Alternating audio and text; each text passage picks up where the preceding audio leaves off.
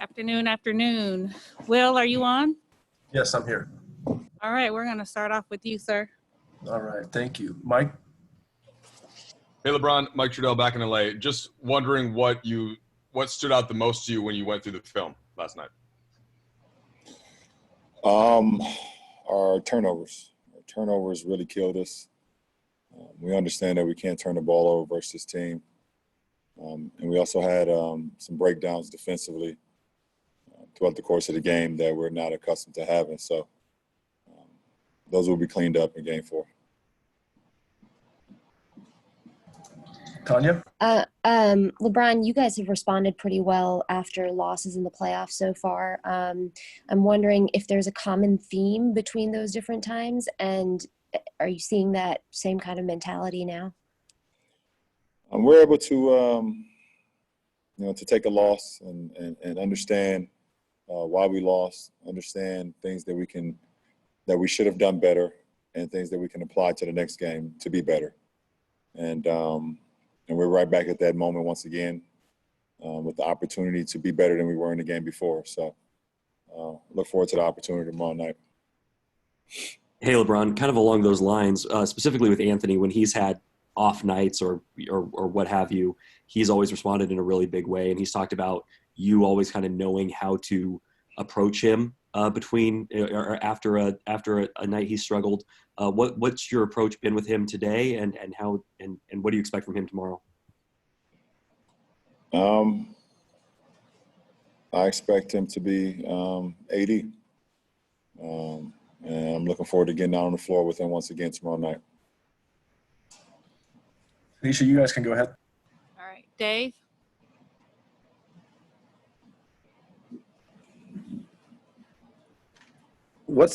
You've been in the finals 10 times now. You've been up in series, you've been down in series.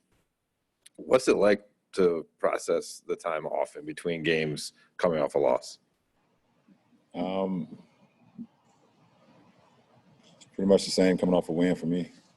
So the series is completed.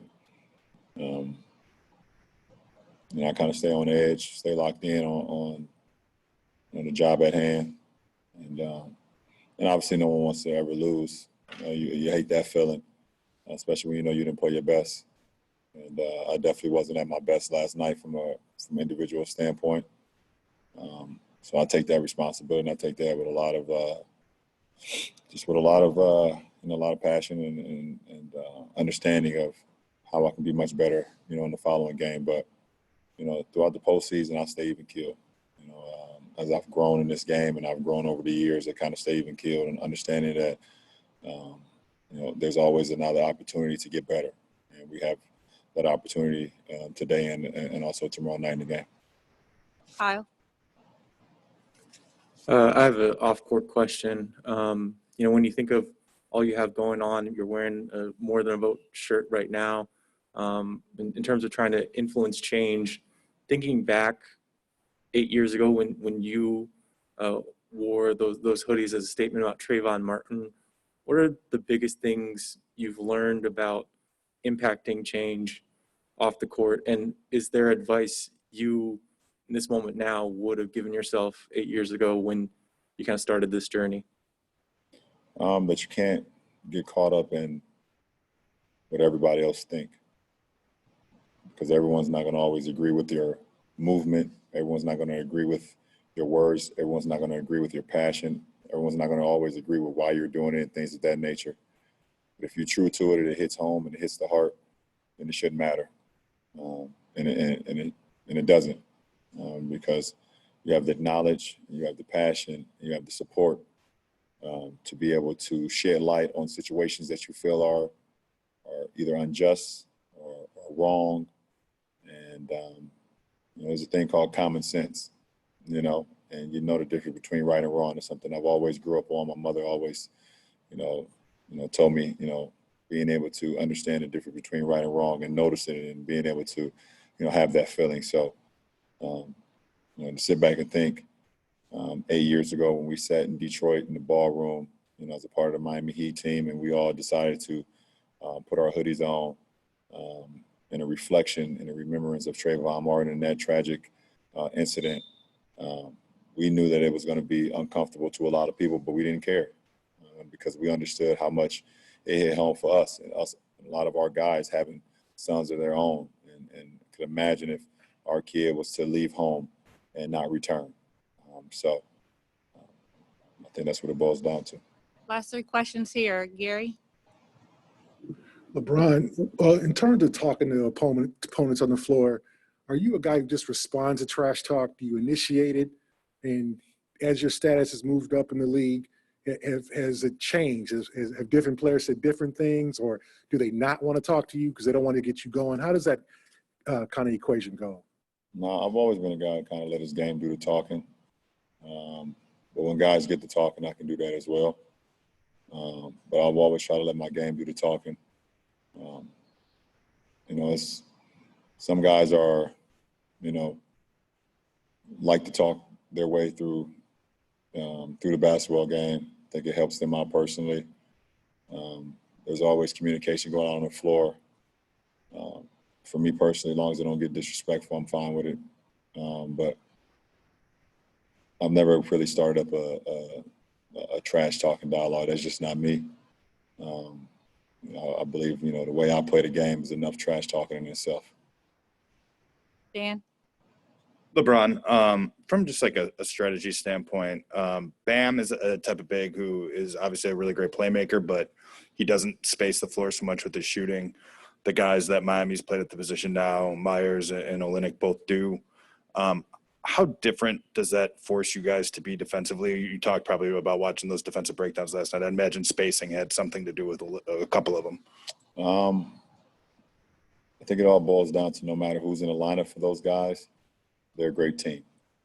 And it's just that simple. And they're going to put you in positions that may feel uncomfortable, that will be uncomfortable throughout the course of 48 minutes, and we have to be able to adjust. There's things that Myers and Kelly does that Bam doesn't do, but we all can also understand there's things that Bam does that not too many guys in this league can do. So they create different challenges depending on who's out on the floor. But when there's 5 guys on the floor for the Miami Heat, they're going to play how they play. They're going to move the ball. They're going to move with pace. They're going to share the ball. They got guys that can get into the paint. They got guys that can shoot threes. They got guys that command double teams and things of that nature. So it doesn't matter who's out on the floor for them. They're going to be playing at a high level because they're that's just the way they are.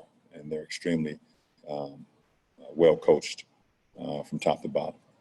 The last two questions, one here and then one on Zoom. So Tim?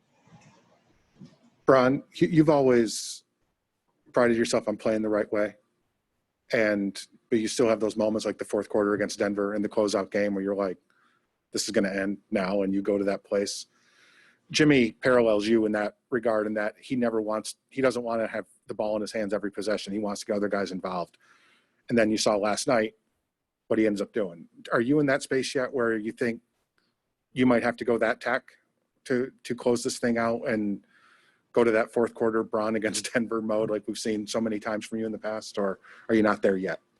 I've never predetermined my game plan throughout my whole career. I've never went to a game saying, okay, I need to score 40 tonight.